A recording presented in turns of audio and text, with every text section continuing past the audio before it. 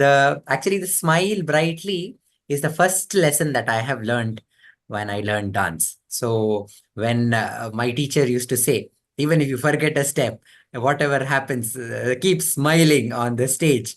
So this was the first lesson that I learned with my teacher. And later in my life, I have understood that this is what it means. In the theater of life, we have many ups and downs, and you just have to smile brightly and keep learning and keep continuing the dance.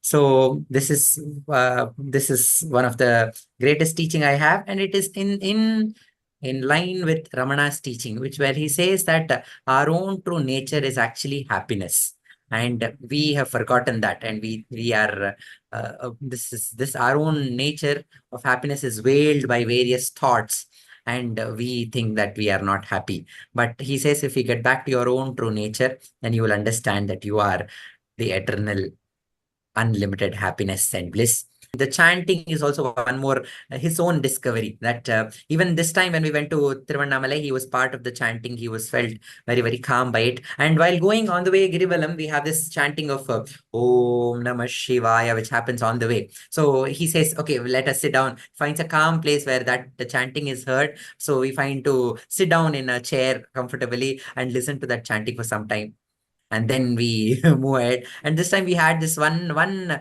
we never visit that temple, a temple called Kubereshwara, where Ishvara is giving wealth to Kubera and Lakshmi. So usually that's a temple we don't usually visit, but he was drawn, let us go to this temple, let us go. I was just wondering, why is Anand telling us to go to this temple?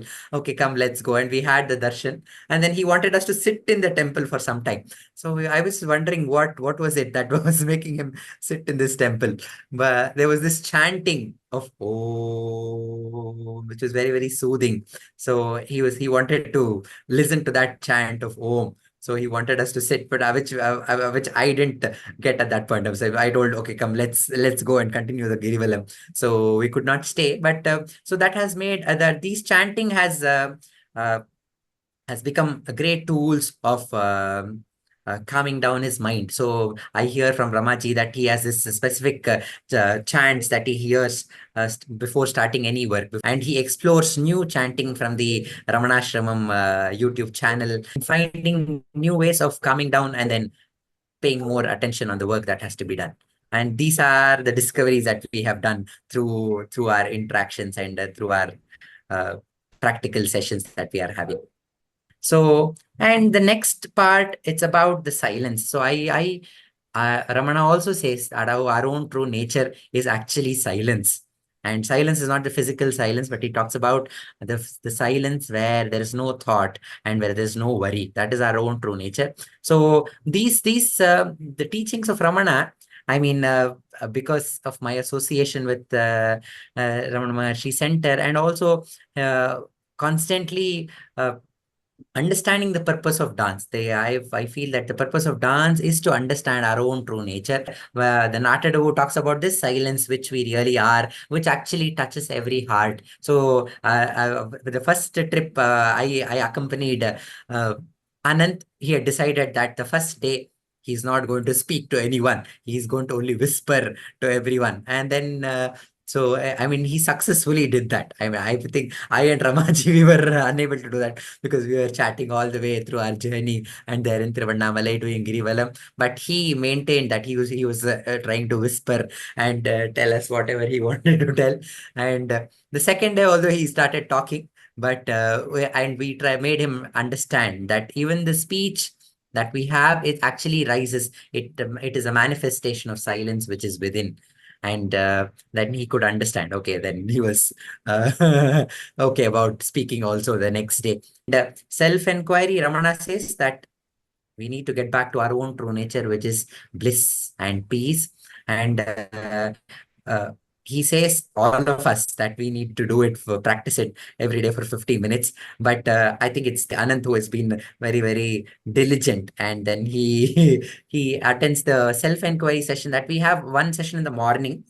Which we start the day with, which I myself I'm not able to join because I'm not a morning person. But in the evening at 9 to 9:30, we have the evening session where they do some reading for the 15 minutes, and another 15 minutes is they sit for self-inquiry meditation before they rest for the day.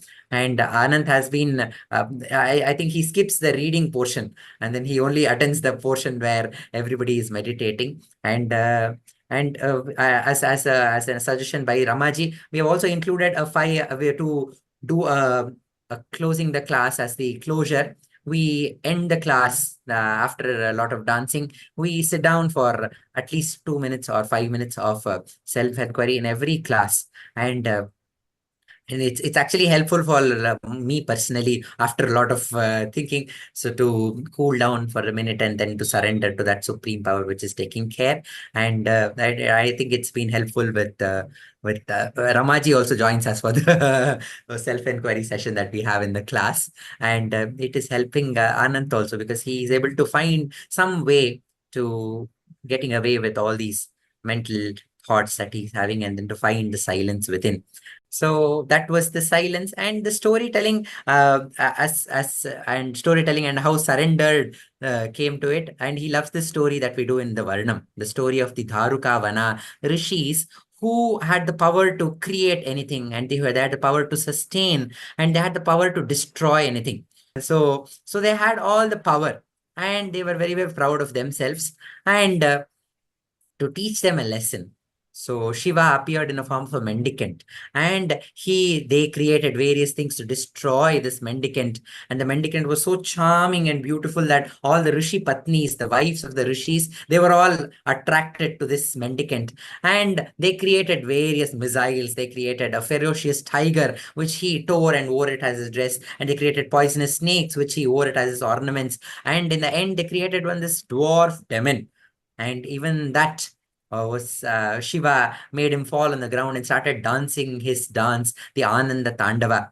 And the rishis understood that they thought they had the control, they had the power to create anything and destroy anything. But here is a situation where they are not able to destroy this ordinary looking mendicant. And at that point, they had to surrender. And when they surrendered, the Shiva gave them the right instruction. He told everything is taken care by the supreme power. So one needs to surrender to that power and understand and do our actions as an offering to God. So this is the story that we hear. So Ramaji keeps telling me whenever he's worked up and he's like, I have to do this, I have to do that. Then he realizes, why am I acting like the Daruka Vana rishis? When I see such situation, when these stories come to me, then I realize, okay, at least mentally we have some idea that we need to surrender. So although it is not experiential, but we console ourselves with these stories, and these stories have given us some seeds of solace, so we can hold on to them and then find solace in our daily lives.